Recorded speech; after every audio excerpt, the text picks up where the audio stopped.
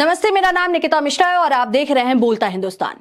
Iran और Israel के बीच का संघर्ष अब ग्लोबल चिंता का विषय बन चुका है। अमेरिका और इजराइल द्वारा ईरान पर हमला और उसके सुप्रीम लीडर के खिलाफ हिंसक कार्रवाई की खबरें पूरी दुनिया में हलचल मचा दी है। ईरान ने भी जवाबी कार्रवाई शुरू कर दी है और माना जा रहा है कि उसके पास बड़ी संख्या में मिसाइलें मौजूद हैं। स्ट्रेट ऑफ हॉर्मज जैसी संवेदनशील जगहों पर भी तनाव बना हुआ है। भारत में भी इस मुद्दे को लेकर चर्चा तेज हो गई है।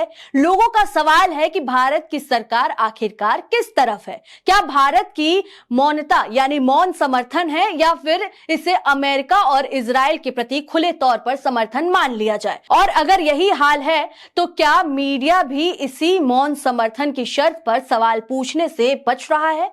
यह वही सवाल है जो आम नागरिकों के दिमाग में उठ रहा है।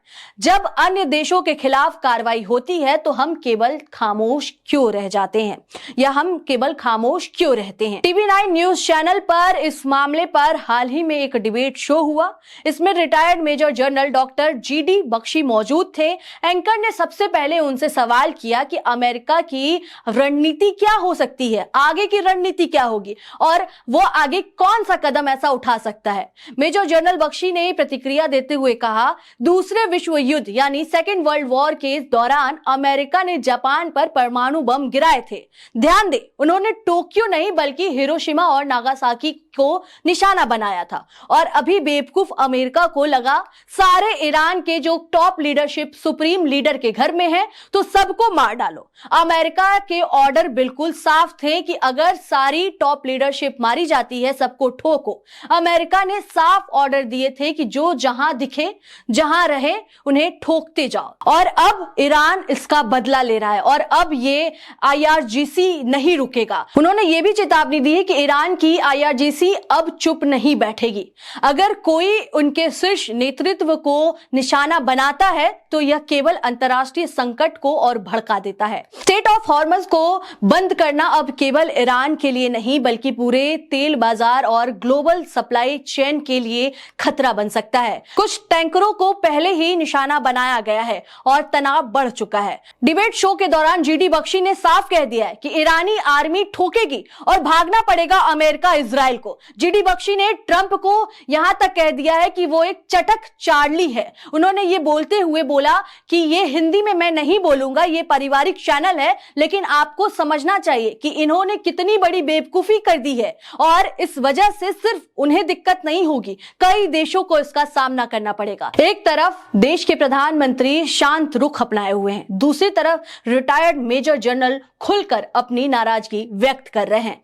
यही इस पूरे मुद्दे पर चल रही बहस का केंद्र है। अब सोचिए, हमारे प्रधानमंत्री जिन्हें विश्व गुरु बताया जाता है पूरी दुनिया में शांत और संयमित दिखाई दे रहे हैं। मंच पर मुस्कान के साथ बैठकर यह सोच रहे हैं कि मामला तो संभल गया और वही एक रिटायर्ड मेजर जनरल खुलेआम कह रहा है कि अमेरिका और इजराइल की चालें कितनी खतरनाक है।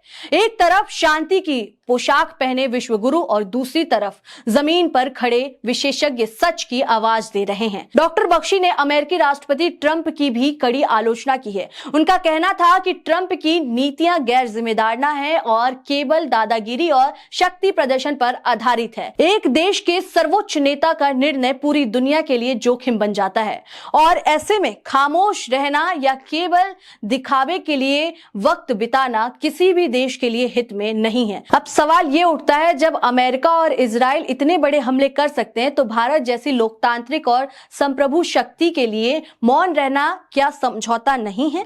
क्या यही रणनीतिक संयम है या यह केवल एक दिखावटी नीति है जिसमें प्रधानमंत्री विश्वगुरु बनकर मंच पर भाषण देते हैं लेकिन असली खतरे और जिम्मेदारी से आंख मूंद लेते हैं? अब जीडी बख्शी साहब की ये वीडियो इस समय सोशल मीडिया पर काफी तेजी से वायरल है।